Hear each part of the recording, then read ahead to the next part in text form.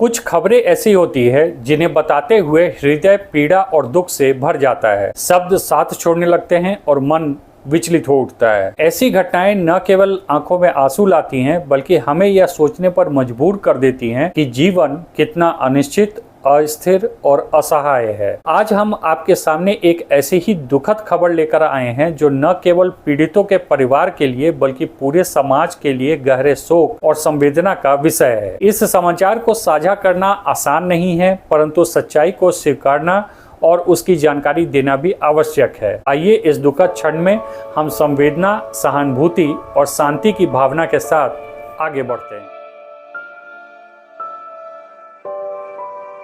Friends, 12 जून 2025 को दोपहर के समय भारत के अहमदाबाद शहर से एक हृदय विदारक और ऐतिहासिक त्रासदी सामने आई, जिसने न केवल भारत बल्कि पूरे विश्व को झकझोर कर रख दिया। एयर इंडिया की उड़ान संख्या 171 जो अहमदाबाद से लंदन गैटविक के लिए रवाना हुई थी, अपने टेक ऑफ के कुछ ही सेकंड के बाद एक भयावह हादसे का शिकार हो गई। यह विमान एक बोइंग 787 ड्रीम लाइनर था जो आधुनिक तकनीक से सुसज्जित था और इसने उड़ान भरने से पहले सभी सुरक्षा मापदंडों को पार कर लिया था। लेकिन उड़ान भरने के 30 से 35 सेकंड के भीतर ही विमान तेजी से नियंत्रण से बाहर होता गया और मेघानी नगर में पहले बीजे मेडिकल कॉलेज की मेस बिल्डिंग से टकराया। इसके बाद अतुलियम हॉस्टल से टकराया, जिसके चलते विमान आग के गोले में तब्दील हो गया। रडार डेटा के मुताबिक विमान ने दोपहर 1:39 पर सरदार वल्लभ भाई पटेल इंटरनेशनल एयरपोर्ट से उड़ान भरी, लेकिन समुद्र तल से 625 फीट की ऊंचाई तक पहुंचने के बाद ही उसमें किसी प्रकार की तकनीकी गड़बड़ी आ गई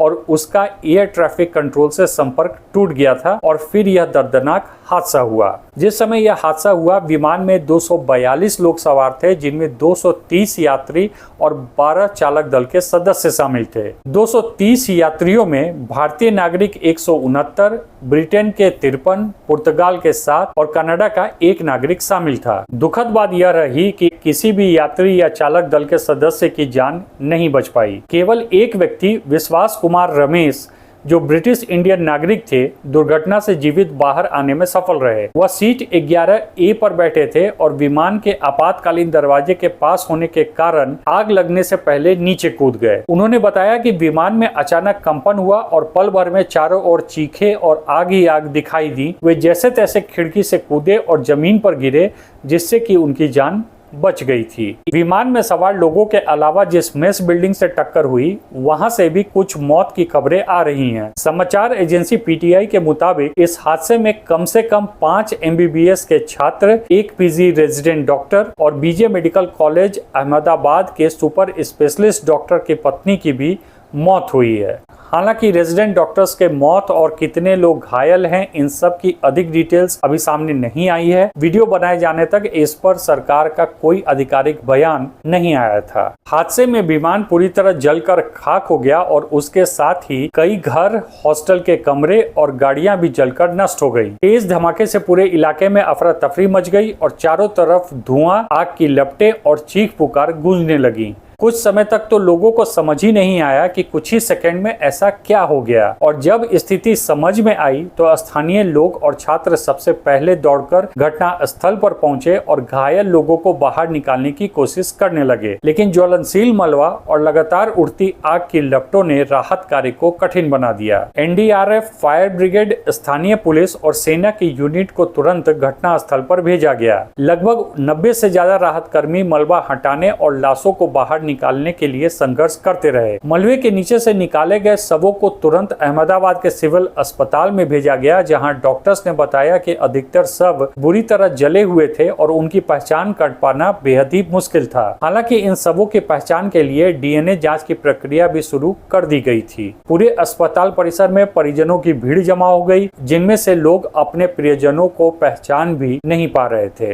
एयर इंडिया और टाटा समूह ने तत्काल इस हादसे पर दुख जताया और घोषणा की कि प्रत्येक मृतक परिवार को 1 करोड़ की आर्थिक सहायता दी जाएगी। इसके अतिरिक्त घायल लोगों के उपचार का पूरा खर्च एयर इंडिया द्वारा ही उठाया जाएगा। विमान हादसे के बाद प्रधानमंत्री नरेंद्र मोदी, गृह मंत्री अमित शाह, नागरिक उड्डयन मंत्री राम मोहन नायडू, गुजरात के मुख्यमंत्री भूपेंद्र पटेल समेत अन्य नेताओं ने ट्वीट करके घटना पर शोक व्यक्त किया। वहीं ब्रिटेन के प्रधानमंत्री कीर स्टारमर, रूस के राष्ट्रपति व्लादिमीर पुतिन, अमेरिका के राष्ट्रपति डोनाल्ड ट्रंप समेत यूक्रेन, कनाडा, संयुक्त अरब अमीरात और पाकिस्तान सहित कई देशों के नेताओं ने हादसे को लेकर गहरा दुख जताया और भारत के साथ एकजुटता प्रकट की। यह हादसा एक अंतर्राष्ट्रीय मुद्दा बन चुका है क्योंकि इसमें कई देशों के नागरिकों की मौत हुई है और बोइंग 787 जैसा सुरक्षित माने जाने वाले विमान का अब पहली बार लॉस दर्ज किया गया है।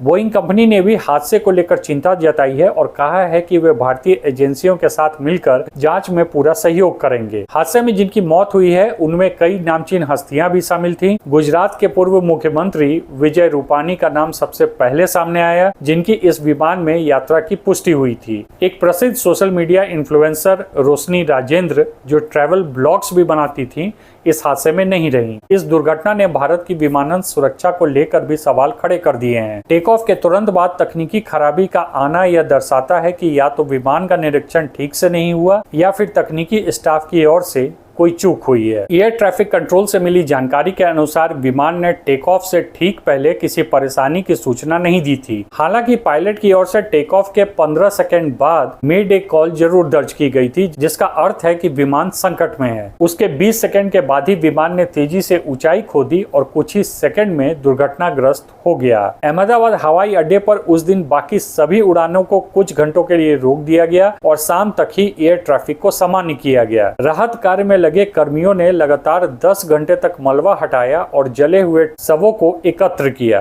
अहमदाबाद सिविल अस्पताल की मोर्चरी में एक साथ 200 से अधिक शवों को रखा गया, जो एक दिन में इस अस्पताल में आई सबसे बड़ी संख्या थी। अस्पताल प्रशासन ने डीएनए जांच के लिए फोरेंसिक विशेषज्ञों को मुंबई से बुलवाया ताकि शवों की पहचान सुनिश्चित की जा सके। जांच एजेंसियां इस बात की तह में जाने की कोशिश कर रही हैं कि विमान के इंजन ने अचानक काम करना क्यों बंद किया, क्या किसी पक्षी से टकराने की वजह से समस्या आई या कोई आंतरिक गड़बड़ी थी। विमान में उपयोग की गई तकनीक, उड़ान भरने से पहले का निरीक्षण, ईंधन की गुणवत्ता और इंजन कंट्रोल सॉफ्टवेयर की गहन जांच की जा रही है। इस वीडियो के बनाने तक यह सूचना भी आ गई थी कि प्लेन का ब्लैक बॉक्स जो है वह मिल गया है। ब्लैक बॉक्स से जल्दी ही दुर्घटना के क्षणों की रिकॉर्डिंग मिल सकती है, जिससे पायलट के अंतिम शब्द, इंजन की ध्वनि और विमान के भीतर की हलचल को समझने में मदद मिलेगी। यह हादसा न केवल एक तकनीकी विफलता की कहानी है, बल्कि उन सैकड़ों परिवारों की पीड़ा का भी दस्तावेज है जिन्होंने अपने प्रियजनों को खो दिया। हर परिवार के पीछे एक अलग कहानी थी। कोई अपनी शादी के लिए लंदन जा रहा था, कोई इलाज कराने, कोई पढ़ाई के लिए और कोई केवल छुट्टियां मनाने। उनके सपने अधूरे रह गए। हादसे में जान गंवाने वाले छात्रों, डॉक्टरों, यात्रियों और क्रू मेंबर्स को श्रद्धांजलि देते हुए पूरा देश शोक की लहर में डूबा हुआ है। यह दुर्घटना आने वाले वर्षों में भारत की विमानन नीति, सुरक्षा प्रक्रिया और तकनीकी जांच मानकों को प्रभावित करेगी। बोइंग 787 जैसे विमानों को लेकर एक बार फिर पूरी दुनिया में प्रश्न उठने लगे हैं। इस विमान को अब तक सुरक्षित और भरोसेमंद माना जाता था, लेकिन एयर इंडिया 171 की इस त्रासदी ने वैश्विक विमानन जगत को फिर से अपनी व्यवस्था और सतर्कता की समीक्षा करने पर मजबूर कर दिया है। आने वाले दिनों में जब ब्लैक बॉक्स से सारी जानकारी सामने आएगी, तब शायद इस सवाल का जवाब भी मिलेगा कि आखिर एक अत्याधुनिक विमान कैसे महज चंद सेकंड में राख हो गया और सैकड़ों सपनों को भी अपने साथ जला गया। जहां तक बात है इस विमान के क्रैश करने के पीछे के थ्योरीज की, तो बहुत सारी थ्योरीज जो हैं वो फ्लोट कर रही हैं, लेकिन इन सारे थ्योरीज पर मैं इस वीडियो में बिल्कुल बात नहीं करना चाहता और नहीं अपनी तरफ से कोई पक्ष रखना चाहता हूं। इन्वेस्टिगेटिंग एजेंसियां इन्वेस्टिगेशन कर रही हैं और आने वाले समय में हम सभी लोगों को यह पता चल जाएगा कि यह दुर्घटना आखिर क्यों हुआ था। और जब तक इन्वेस्टिगेशन पूरा होकर इस पर कोई आधिकारिक बयान नहीं आ जाता है,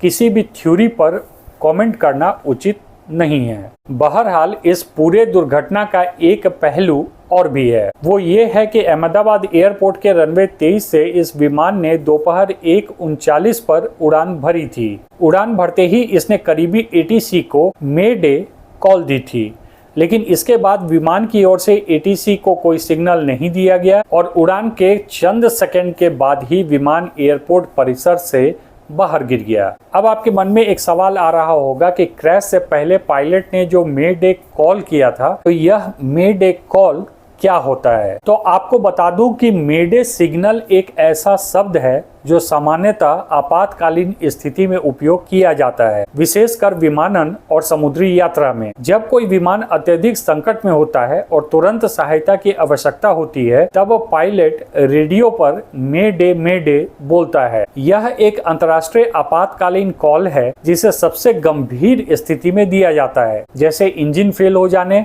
विमान में आग लगना, हाईजैकिंग या पायलट की चेतना समाप्त हो जाना। यह शब्द फ्रांसीसी भाषा के मेडेज से लिया गया है, जिसका अर्थ होता है मदद कीजिए। इस शब्द का उपयोग सर्वप्रथम 1923 में एक British radio officer Frederick Stanley Markford ने किया था, जो कि लंदन के क्राइडन एयरपोर्ट पर कार्यरत थे। चूंकि उस समय फ्रांस और इंग्लैंड के बीच हवाई यात्रा सामान्य थी और फ्रांसीसी भाषा मदद के लिए मेडेज शब्द का प्रयोग करती थी, इसीलिए इसे अंतर्राष्ट्रीय संकेत के रूप में स्वीकार किया गया। जब कोई पायलट मेडे सिग्नल देता है तो इसका अर्थ होता है कि उसे तत्काल सहायता की आवश्यकता है और स्थिति जीवन के लिए घातक हो सकती है। इसके उपयोग के समय पायलट को 3 बार मेडे शब्द बोलना होता है, ताकि रेडियो पर स्पष्ट रूप से संकेत मिल जाए कि यह सामान्य संचार नहीं बल्कि एक आपातकालीन कॉल है। इसके बाद पायलट को अपनी पहचान, विमान की स्थिति, उड़ान संख्या, गंतव्य और समस्या की प्रकृति के बारे में बताना होता है, ताकि एयर ट्रैफिक कंट्रोल या कोई अन्य विमान की सहायता के लिए तुरंत कार्रवाई कर सके। एयर ट्रैफिक कंट्रोल को जैसे ही यह सिग्नल प्राप्त होता है, वह उस विमान को सर्वोच्च प्राथमिकता देता है। अन्य सभी विमानों के ट्रैफिक को रोककर उस संकटग्रस्त विमान के लिए रनवे, दिशा और मार्ग साफ किया जाता है। पायलट को यह सुनिश्चित करना होता है कि वह पूरी स्पष्टता और शांत मन से अपनी बात को प्रसारित करे, ताकि सहायता सटीक रूप से समय पर मिल सके। भारत में डीजीसीए और भारतीय वायुसेना इस प्रकार के आपातकालीन संकेतों पर तत्काल प्रतिक्रिया देने के लिए प्रशिक्षित होती है। एटीसी से लेकर रनवे क्रू, मेडिकल टीम और अग्निशमन दल तक सभी को मेडे सिग्नल मिलते ही अलर्ट कर दिया जाता है। इसके लिए एयरपोर्ट पर आपातकालीन अभ्यास भी समय समय पर किए जाते हैं, ताकि असली संकट के समय हर टीम तैयार रहे। आपातकालीन लैंडिंग की प्रक्रिया में एयरपोर्ट के सारे ट्रैफिक को रोक दिया जाता है और क्रैश फायर टेंडर, एम्बुलेंस तथा मेडिकल टीम को रनवे के पास तैनात कर दिया जाता है। मेडे सिग्नल केवल विमान में ही नहीं बल्कि समुद्री यात्रा, हेलीकॉप्टर ऑपरेशन और कभी कभी सैन्य अभियानों में भी प्रयोग होता है। समुद्री जहाजों में जब किसी जहाज को डूबने का खतरा होता है या वह दिशा खो देता है, तब रेडियो के माध्यम से मेडे सिग्नल भेजा जाता है। यह सिग्नल VHF रेडियो या सैटेलाइट संचार के जरिए नजदीकी तटरक्षक या नौसेना को भेजा जाता है। इसके बाद तत्काल बचाव कार्य शुरू किया जाता है और निकटतम जहाजों को भी सिग्नल भेजा जाता है कि संकट में फंसे जहाज की